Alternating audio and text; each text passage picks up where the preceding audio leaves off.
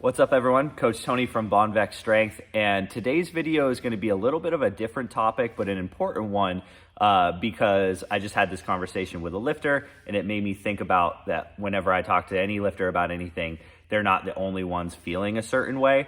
And I talked to my lifter about what to do when you don't feel like training. And even the best of us, even lifters who are very experienced, even coaches who train people for a living, go through periods where they're not feeling very motivated, where they don't feel like training at all. And this lifter just came off of a very successful meet, and she said she was having the gym dreads, where she just dreaded going to the gym and training, said that she was starting to feel it leading up to her meet, and even after having a very successful meet, just really didn't feel like coming to the gym and training hard. And this is, like I said, perhaps more common than you think. So there are a couple of things that you can do when you feel this way. First of all, know that everybody feels this way at some point or another, so it's not strange. You shouldn't feel bad about it. It's just part of the overall training process, and it's gonna happen from time to time in your training career.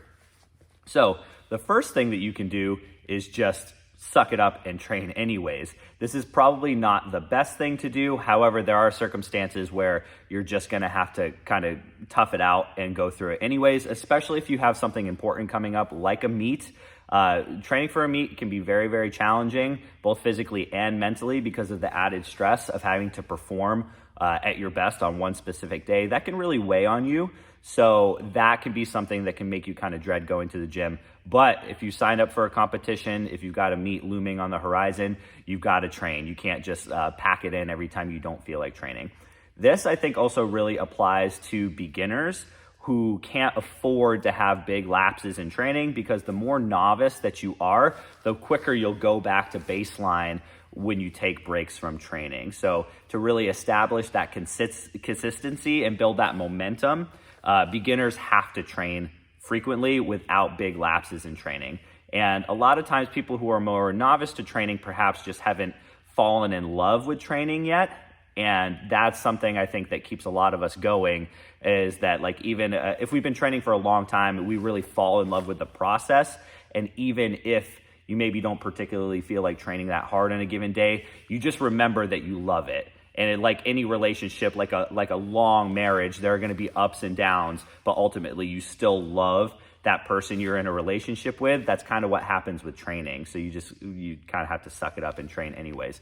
Not always the best option, but sometimes you just kind of have to look yourself in the mirror and be like, you know what? I don't feel like doing this, but I'm going to do it anyways. The second option would be to change what you're doing, to either reduce how intense your training is. So take some sort of deload where you purposely train with lighter weights and less volume for a certain period of time, usually about a week. Oftentimes overtraining is more felt from a mental standpoint than from a physical standpoint. That kind of burnout that you feel, maybe your body can actually handle more. I think it's actually probably pretty difficult to get into a state of actual physical overtraining, but oftentimes it's what's between the ears that really gets us burnt out and feeling like we don't want to train. So sometimes just having that mental break of having to come into the gym and really bring it every day, that can give you kind of re-spark that motivation to train hard. That's why a lot of times after a competition, we'll use pivot blocks. Pivot blocks meaning something from like 2 to 4 weeks of training that's much more general. Oftentimes it's very, very different than powerlifting style training, less heavy barbell lifts, more stuff with implements that you might not get to use during a meet prep, more machines, more odd implements like sleds and medicine balls, just something to really change the training stimulus physically, but also mentally. Just take that pressure off, do stuff that's a lot of fun. I know a lot of times when I design a pivot block with a lifter who I'm coaching, I ask for a lot of input. Like, what have we not been doing that you want to include? And that, 2 to 4 weeks can be enough to give the mental break that you need, but also get people hungry to train hard with the barbell again. What I'm looking for is by, week 2 or 3 into a pivot block for that lifter to be like, you know what, I'm ready to get after it again. And if that's what they're saying, then I know that that pivot block was successful.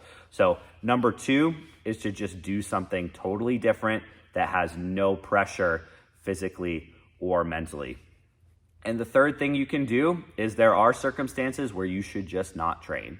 It is okay to take a day off. It is okay to take a week off.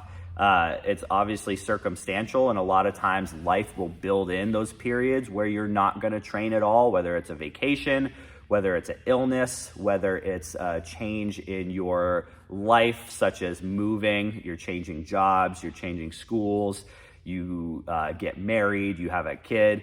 There are so many different things in life that will build in these periods where you're not going to train. So you have to be careful self-selecting periods where you're not going to train at all, because then if life throws you a circumstance where you're not going to train at all, that's a pretty extended period of not training. And the more advanced you are, the more experienced you are, the more leeway you have to take extended periods without training, because you're not going to regress nearly as much. I always tell lifters it takes a lot more work to build what you've built already than it does to get back to that point after a layoff. But if you are less experienced, like I said before, you're more likely to go back to baseline more rapidly than somebody who's been training for a long time. So if you've not been training very long, if you're very early in your training career, in your training journey, you probably shouldn't take a lot of extended time off. You should probably do something, even if it's just a little bit. But if you've been training hard for years and years and years and you just need a break, take it. Even if you take a full month off of training, you're going to bounce back pretty quickly, because strength gains are largely neurological. You're not going to forget how to lift. Once you get back in the gym, you're just going to have to shake the rust off a little bit, but you'll be back to where you were pretty rapidly.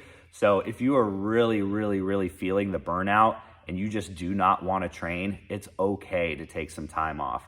Not too much, but a little bit, just enough to get yourself feeling like you're getting that itch to train again. So remember, we all go through periods where we're not motivated, where we don't feel like training at all, and that's normal. If you're training really, really hard, you're probably going to push yourself too hard at some point or another, and that's just part of the process. Sometimes you have to push too hard to understand kind of what the right pace is for you. So don't worry about it. Either push through it, do something different, or take the time off. It all depends. Ask a coach, ask a training partner what they think. Hopefully they'll give you the feedback that you need and help you make the right decision.